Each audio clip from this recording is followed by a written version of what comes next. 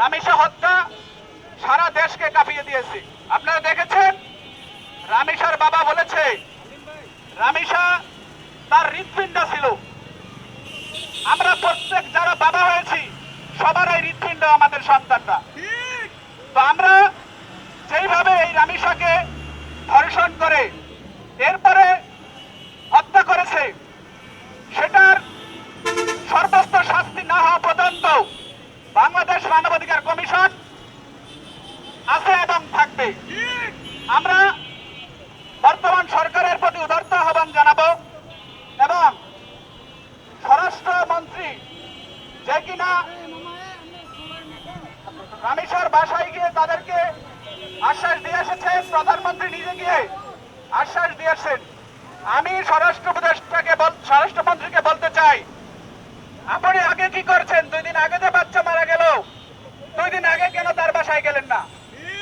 আইনমন্ত্রী কেন 2 দিন আগে গেলেন না? যখন প্রধানমন্ত্রী গেলেন তখন আপনাদের বিবেক কাটছে যে এই শিশু বাচ্চাকে যেভাবে মারা হয়েছে, আজকে যদি তাদের বিচার না হয়, বাংলাদেশে আমরা দেখেছি যত ধর্ষণ হয়েছে, শিশু নির্যাতন হয়েছে, খুন হয়েছে, একটারও বিচার বাংলার মাটিতে হয় নাই।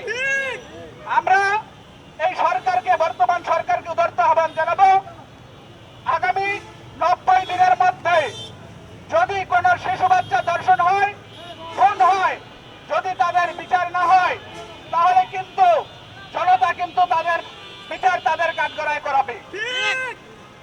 গতকালকে খুলনায় দেখেছেন আপনারা, ধর্ষণকারীকে গুলি করে মেরে ফেলেছে।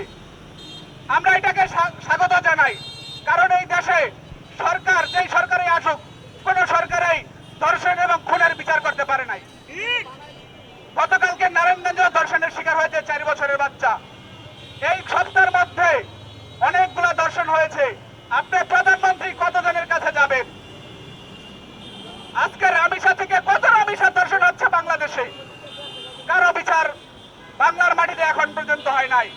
তাই রামিসার বাবাই চ্যালেঞ্জ ছুড়ে দিয়েছে সরকারকে, যে ইসলাম এনে দিতে বলেছে যে ধর্ষণের বিচার হয় নাই।